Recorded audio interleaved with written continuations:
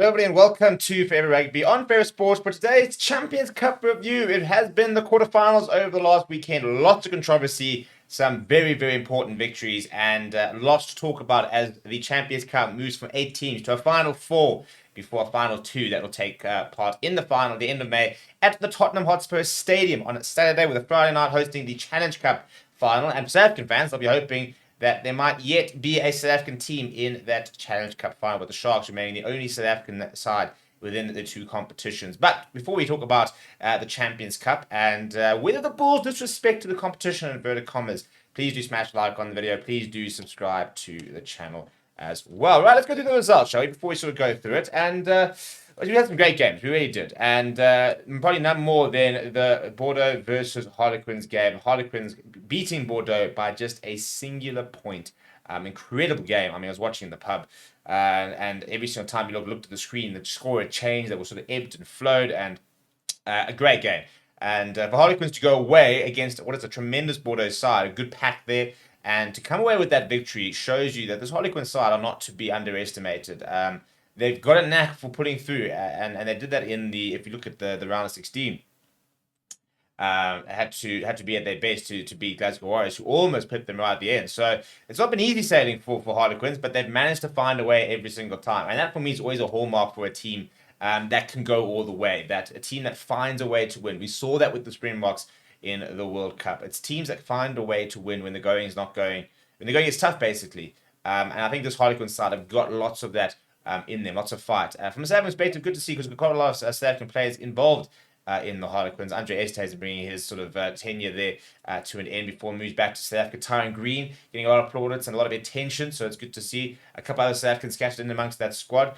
We then saw Leinster manage to break the La Rochelle curse, a very dominant victory for them at the Aviva Stadium, winning 40 points to 13, so a 27-point margin victory there. And it was a good La Rochelle side, but that Leinster side is just too good, to be honest. They are the overall favourites, them and Toulouse, and I think that will be the deciding match of the competition. The one I really want to talk about is Northampton Saints versus the Bulls. 59 points, 22 is how it ended. And a lot of people were freaking out over the Bulls' decision to leave behind the bulk of their marquee players. No Kirk Lawrenson, no Kanan Moody, no Billy LaRue, no Johan Huissen, no Ambrose Pierre, for example, no Marcel Coetzee, leaving a lot of their players behind. And they've come under a lot of scrutiny for it. And I think that, two things can be done at the same time. Do we want to see the Bulls sending a B team over for the quarterfinals? Of course we don't. Of course you want to see them having the best side. Logistically, was it possible? No. I think that's the biggest problem. They're talking about, this is the Bulls trying to win the URC. Jake White, even before we got to the quarterfinals, has been quite open throughout the season about the fact that they do not have the resources to win the Champions Cup. They're just not there yet. And I think we're building towards that. You look at some of the signings that the teams are making, looking at that depth. And that's the main thing, isn't it? It's about depth. That's how you win these competitions, So, yes, the Bulls might have made a lot of changes, but in a few years' time, as they keep on making signings, and keep sort of building their squad, then they can afford to rotate a bit more without such a drop in quality. So, for example, you look at the hooker stocks at the Bulls. You've got Jan Hendrik Wessels, who's currently the third choice, Akker van der Merwe and Johan Krobelaar. You can afford to leave Johan Krobelaar behind, still take Akker van der Merwe, who is a Springbok capped player. Jan Hendrik Wessels, Springbok alignment camp, will probably play the Springboks one day. Jan Krobelaar also been in and around the involved Springboks. That's the kind of quality they want. And, that's where they're trying to build towards. At the end of the day, for 45 minutes, they were competitive against Northampton Saints, who are the best side in the Premiership, before being blown away in the second half. But you think about the fact that they have lost by, just over 30 points, for example. Leinster have hammered the previous champions, by the way, by 27 points, before Toulouse dispatched Exeter with basically the same points difference as against the Bulls. And there's going to be no suggestions that Exeter weren't taking the competition seriously. There were no suggestions that La Rochelle weren't taking the competition seriously. But because the Bulls had a bit of a rotated side, talks about them being investigated and the whole works, which I think is a lot of rubbish. As a South African fan, I would love to have seen them take a stronger side. But much like the Lions, nobody actually spoke about it because they're the Lions and because of the Challenge Cup. The Lions did the same thing. The Lions sent a second string side to Benetton in that Challenge Cup quarterfinal.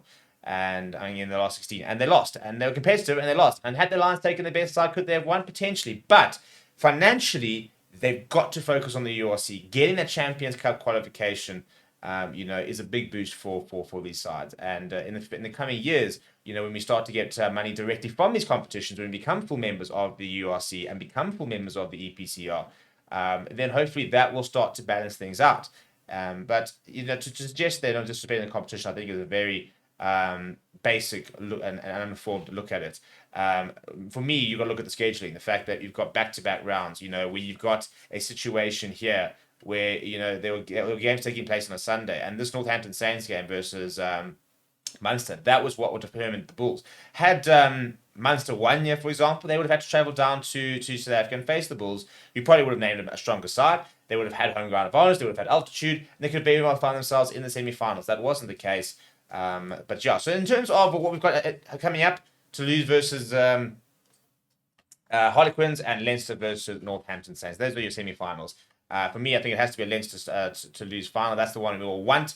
Northampton Saints to the top of the Premiership. We are looking at some of the best sides across the competition. So I think the semi-finals are good ones.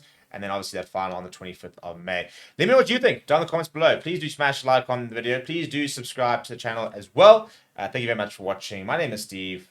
I'll chat to you soon.